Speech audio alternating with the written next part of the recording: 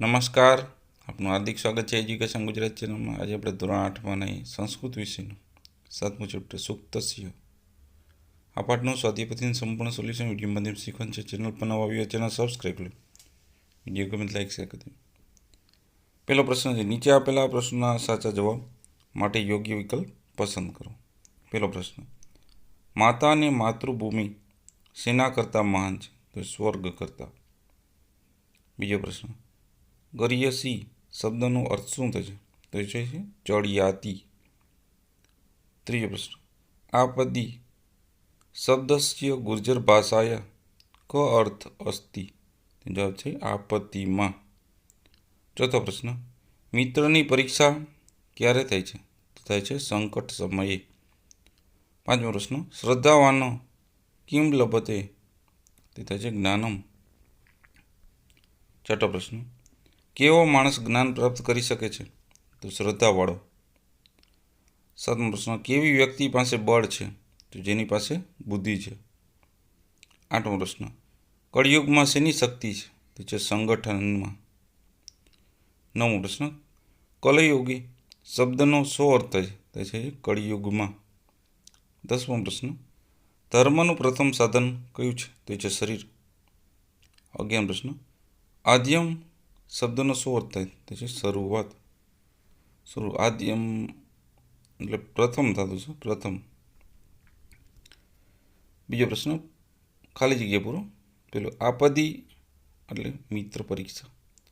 બીજું બુદ્ધિ યસ્ય બલમ તસ્ય. ત્રીજો પ્રશ્ન, જે આપણે વિધાન ખરા છે કે ખોટા, ખરા ખોટા નિશાની કરીને જણાવવાનું છે.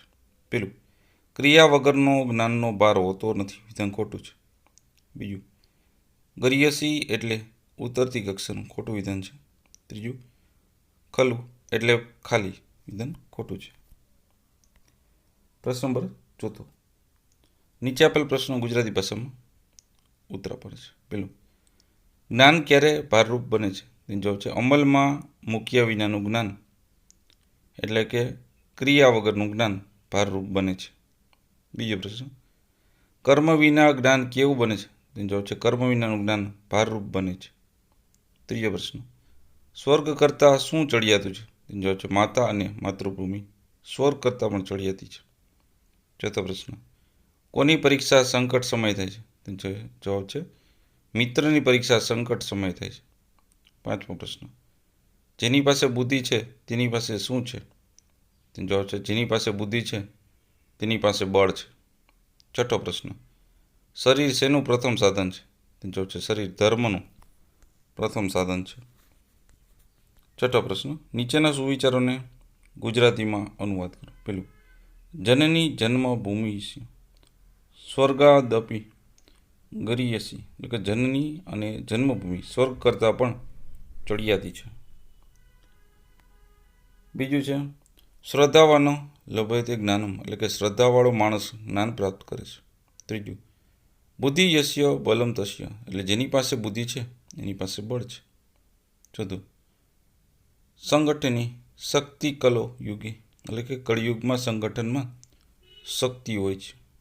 પાંચમું, શરીર માધમ ખલું ધર્મ સાધનમ, એટલે ખરેખર શરીર છે એ ધર્મનું પહેલું સાધન છે. સાતમો પ્રશ્ન, નીચેના સંસ્કૃત શબ્દોનો સમાનાર્થી શબ્દ સંસ્કૃતમાં લખો. પેલું, જનની એટલે માતા, બુદ્ધિ એટલે મતિ, મિત્ર એટલે સખા, ભૂમિ એટલે વસુધા, ધરા ઓર અવની. આઠ પ્રશ્ન, અશુદ્ધ વાક્યોની સામે રોંગની ખોટા નિશાની કરો. પેલું, બાલિકા ગચ્છતી, તેમાં આવશે રોંગ.